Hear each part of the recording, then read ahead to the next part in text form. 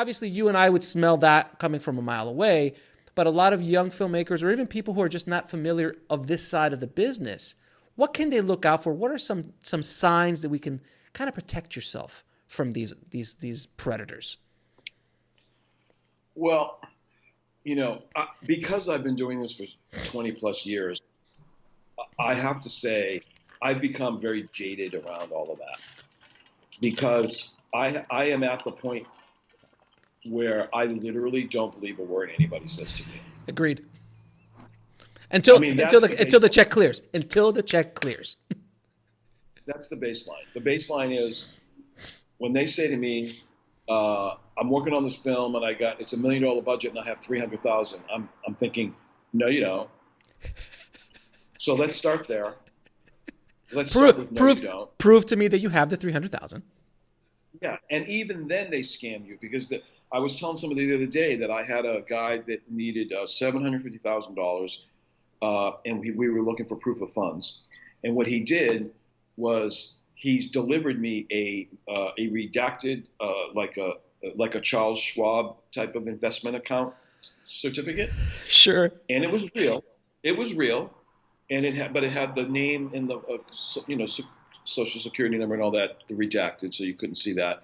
But I could see the balance. It was something like $6 million in there. Mm-hmm. And this was a long time ago. This was years ago. And he said, "See, this is my guy, and he's got $6 million, so 750 won't be a problem." So I went with it. I went running around town telling everybody I had $750,000 in the movie. Only come to find out that although the proof of fund paperwork was legit, there was just a friend of his that did him a favor and gave him a piece of paper to use. The guy had no intention of putting any money in the movie. There was nothing connecting the money that I could see to the film that we were trying to put together. So we used to have the phrase, prove the money. And I've had to change that now to move the money. Into an account that we all agree on. Yeah. We'll establish the account, you put the money in. And unfortunately, it's come to that. Because if they're not willing to actually move funds into an escrow account, by the way, that's an escrow account. That's not like a personal account for you. It's an escrow account. A place to touch that anybody can touch it. Right. But just to the physical movement of the funds. Now we have a basis for a conversation. Even then, that's all it is. Right? Because they can take it back out. But at least if it's there, now I have a basis for a conversation to engage. So, what I tell, and this kind of ties into your hypothetical scenario about the filmmaker, that was making their first movie, is that really what I did at the beginning was I got on IMDb Pro back then. This was 20 years ago. And I found a filmmaker randomly who I believed sort of somebody who I felt like I looked at a couple of them, but I started taking people out to lunch. I started meeting people on the phone. Now I was in a unique position because I had investors, but I didn't have any projects. I didn't even know what that meant. I didn't even know what the requirements were. I didn't know any of that. Mm-hmm. So I went out and I found this executive producer who my deal was I will bring my investors to you. In exchange, I want to be a part of all of this, process. And I want to learn. Mm-hmm. Yeah, I want to learn. I want money. I want a credit. I want to build something. So I was in a unique situation, but it worked because by being in those rooms and listening to those meetings and actively participating in all of these conversations, I got to a point where after a while, I thought, I got this. I can do this now on my own. I feel confident enough in being able to do it on my own. And I had watched her make her own mistakes. So I knew what not to do in a lot of cases. So I think today, it's hard to do. I'm not suggesting for a moment it's easy. But I'm saying it because it happens because I'm on the receiving side of that now. So a lot of the times I'll get these random emails and stuff, especially like on LinkedIn.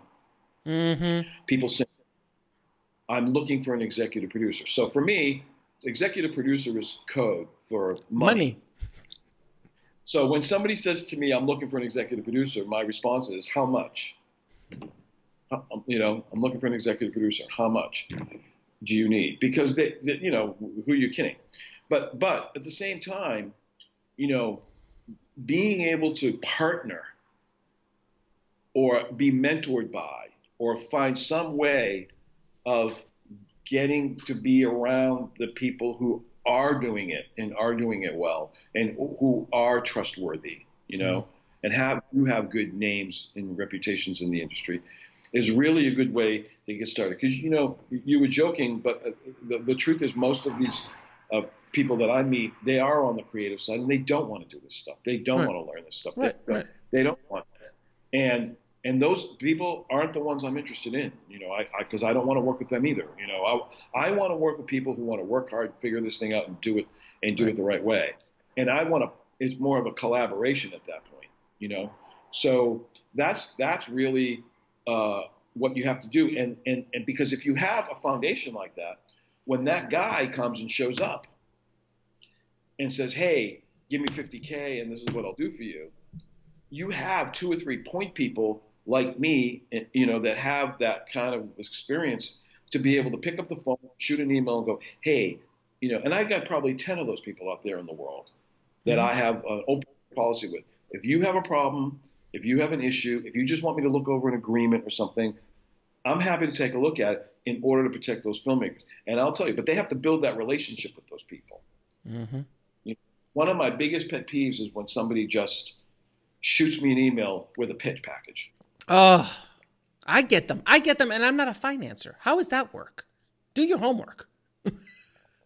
I must have got 2 or 3 of them today, right?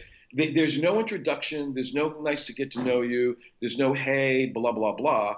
They just literally send you this long email and then 5 attachments with their script and their pitch deck and all of this.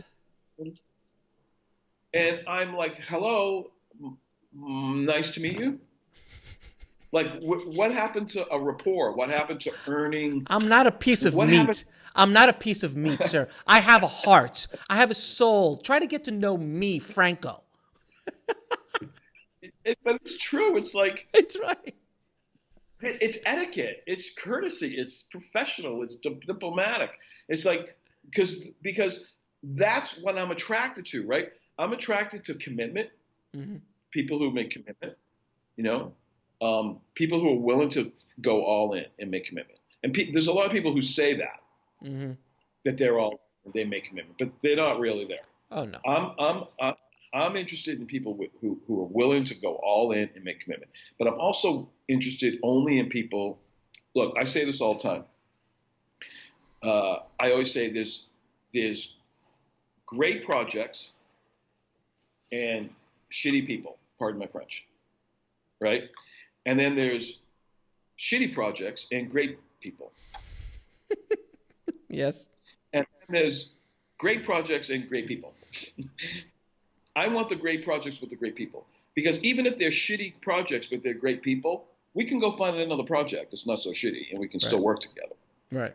But if people is the problem, then I'm out. And anybody who feels that it's okay to bombard anybody's email, yours or mine, with just puking out all this information without at least making the effort to establish some kind of a rapport is out in my book. They might have a great project and I might pass it out. It might be the next big thing and I lost. But you know what? It would have been a nightmare, and I'm not interested in that.